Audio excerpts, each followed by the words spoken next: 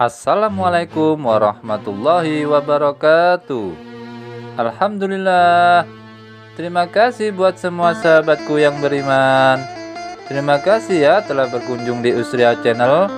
Semoga kalian semua senantiasa diberi kesehatan dan diberikan keberkahan di setiap rizkinya. Amin amin ya rabbal alamin. Kami sudah menyiapkan kisah wahai sahabatku.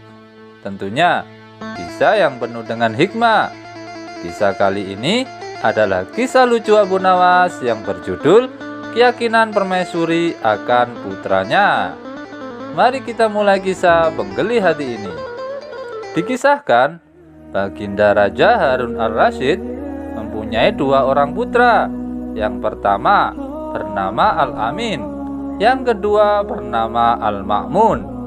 Putra pertamanya yang bernama Al-Amin ternyata sangat bodoh dan pemalas.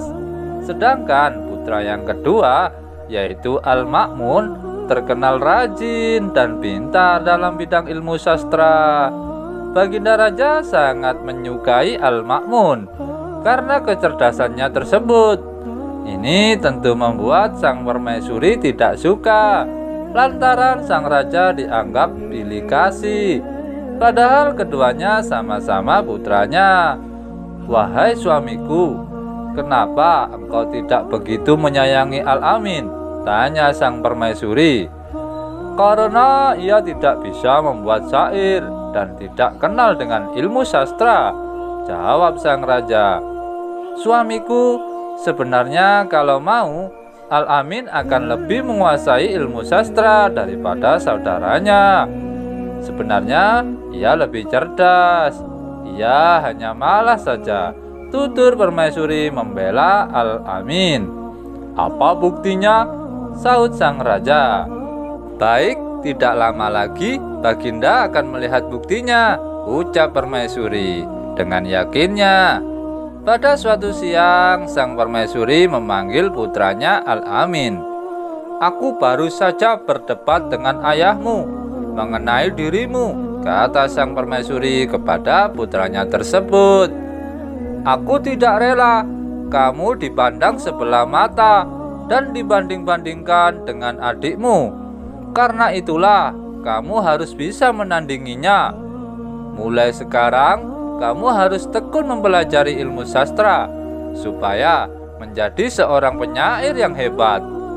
Sorenya Al-Amin pergi meninggalkan istana menuju ke sebuah tempat yang sunyi. Di tempat itulah ia mencoba mengasah pikirannya yang bebal. Ia berusaha menulis bait-bait syair tanpa seorang guru atau tanpa bimbingan siapapun. Beberapa minggu kemudian, setelah merasa mampu menguasai ilmu sastra dan menulis bait-bait syair, Al-Amin pulang ke istana. Jadi kamu sekarang sudah bisa menulis syair putraku? Tanya sang permaisuri Jubaidah ketika menyambut kedatangan putranya tersebut dengan perasaan gembira. Sudah, jawab Al-Amin.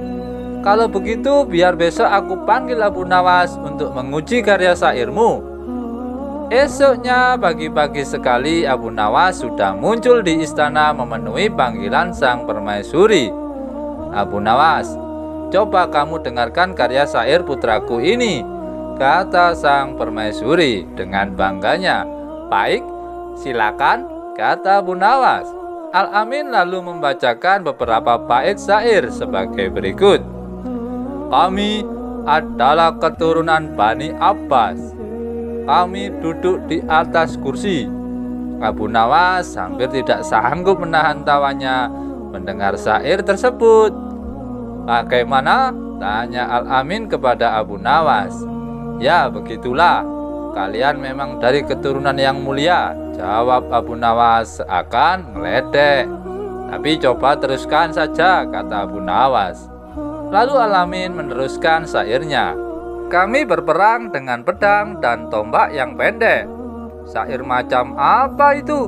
Celuduk Abu Nawas yang sudah tidak mau berbahasa basi lagi. Al-Amin marah sekali mendengar cemooh Abu Nawas tersebut. Al-Amin lalu menyuruh seorang pasukan istana untuk menangkap dan memasukkan Abu Nawas ke dalam penjara. Selama beberapa hari, Abu Nawas tidak pernah muncul di istana kerajaan, sehingga Raja Harun ar-Rasyid merasa rindu dengan si cerdik Abu Nawas. Kemudian sang raja mendengar kabar bahwa si cerdik Abu Nawas dimasukkan penjara oleh putranya Al-Amin. Ia kemudian mengajak putranya itu ke penjara untuk menjenguk si cerdik Abu Nawas. "Kenapa kamu memenjarakannya?" tanya sang raja kepada putranya Al-Amin. Al-Amin kemudian menceritakan semuanya. Yang sangat menyakitkan, Abu Nawas telah berani mencemooh syair karyaku, ayahanda, kata Al-Amin. "Tentu saja, karena memang karya syairmu jelek," balas ayahnya, sang baginda raja itu. "Dia itu kan memang seorang penyair hebat, jadi bisa menilai mana karya syair yang bagus dan yang tidak bagus. Lagi pula apa yang ia katakan itu jangan kamu anggap sebagai ejekan, melainkan sebuah kritikan yang harus kamu terima dengan lapang dada," lanjut sang raja menasehati putranya. "Baik, kalau begitu beri lagi aku kesempatan waktu untuk memperbaiki karya syairku," kata Al-Amin sambil beranjak pergi. Untuk kedua kalinya Al-Amin pergi ke tempat yang sepi guna mengasah pikiran dan mendalami ilmu sastra agar bisa menulis syair yang benar-benar bagus, tidak seperti sebelumnya. Dan beberapa pekan kemudian ia sudah pulang ke istana kerajaan. Esoknya pagi-pagi sekali baginda Raja Harun ar-Rasyid, Abu Nawas, dan beberapa penyair sudah berada di istana kerajaan. Rupanya pertemuan itu sudah diatur oleh sang permaisuri. Beliau ingin mereka mendengarkan syair karya putranya yang baru saja pulang mendalami ilmu sastra. "Dengarkan karya syair putraku, Al-Amin," kata sang permaisuri. "Baik, silakan," saut Abu Nawas. Al-Amin pun mulai membaca syair karyanya. "Hai binatang yang duduk bersimpu, rasanya tidak ada yang setolol kamu. Kamu seperti hidangan kinapa yang diolesi dengan minyak biji hardal dan minyak sapi yang kental, seperti warna seekor kuda belang." Begitu selesai mendengar syair tersebut, Abu Nawas langsung bangkit dan hendak berlalu dari tempat duduknya. "Kemana kamu, Abu Nawas?" tanya sang Raja Harun ar-Rasyid. "Saya lebih suka balik ke penjara saja daripada mendengar syair macam ini. Toh sebentar lagi putramu ini pasti akan menyuruh prajurit untuk membawaku ke sana," jawab Abu Nawas. Baginda Raja tertawa terpingkal-pingkal mendengar jawaban dari si cerdik Abu Nawas itu. Sementara sang permaisuri hanya bisa duduk bengong.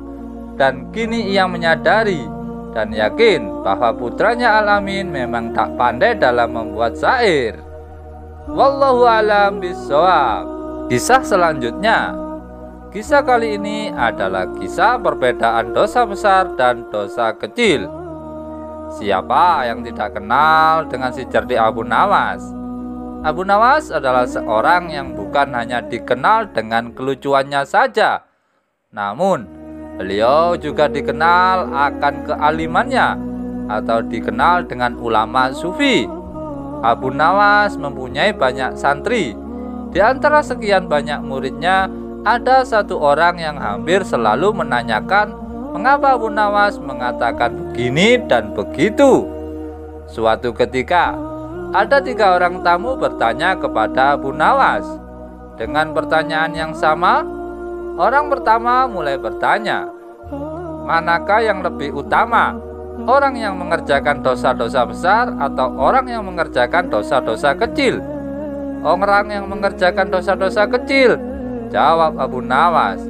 "Mengapa?" kata orang pertama. "Sebab lebih mudah diampuni oleh Tuhan," ujar Abu Nawas. Orang pertama puas karena ia memang yakin begitu. orang kedua bertanya dengan pertanyaan yang sama, manakah yang lebih utama, orang yang mengerjakan dosa-dosa besar atau orang yang mengerjakan dosa-dosa kecil? Orang yang tidak mengerjakan keduanya, jawab Abu Nawas. Mengapa? Kata orang kedua, dengan tidak mengerjakan keduanya tentu tidak memerlukan pengampunan dari Tuhan. Jelas Abu Nawas. Orang kedua langsung bisa mencerna jawaban Abu Nawas. Orang ketiga juga bertanya dengan pertanyaan yang sama. Manakah yang lebih utama, orang yang mengerjakan dosa-dosa besar atau orang yang mengerjakan dosa-dosa kecil? Orang yang mengerjakan dosa-dosa besar, jawab Abu Nawas. Mengapa? Tanya orang ketiga. Sebab pengampunan Allah Subhanahu wa Ta'ala kepada hambanya lebih besar dengan besarnya dosa hambanya, jawab Abu Nawas. Orang ketiga menerima alasan Abu Nawas. Kemudian ketika orang itu pulang dengan perasaan yang puas. Karena belum mengerti, seorang murid Abu Nawas bertanya, mengapa dengan pertanyaan yang sama bisa menghasilkan jawaban yang berbeda? Abu Nawas pun tersenyum dan menjelaskan, manusia dibagi 3 tingkatan, kata Abu Nawas. Tingkatan mata, tingkatan otak, dan tingkatan hati. Lanjutnya, apakah tingkatan mata itu? Tanya sang murid. Anak kecil melihat bintang di langit. Ia mengatakan bintang itu kecil karena ia hanya menggunakan mata, jawab Abu Nawas mengandaikan. Dan apakah tingkatan otak itu? Tanya sang murid lagi. Orang yang pandai melihat bintang di langit, ia mengatakan bintang itu besar karena ia sudah berpengetahuan, jawab Abu Nawas. Lalu apakah tingkatan hati itu? Tanya sang murid lagi. Orang pandai dan mengerti yang melihat bintang di langit, ia tetap mengatakan bintang itu kecil walaupun ia tahu bintang itu besar. Karena bagi orang yang mengerti tidak ada sesuatu apapun yang besar jika dibandingkan dengan kemahabesaran Allah Subhanahu wa Ta'ala. Kini murid Abu Nawas mulai mengerti mengapa pertanyaan yang sama bisa menghasilkan jawaban yang berbeda. Dan kali ini Abu Nawas sedang serius, sehingga tak tampak kekonyolan dan kelucuannya. Wallahu a'lam bishawab.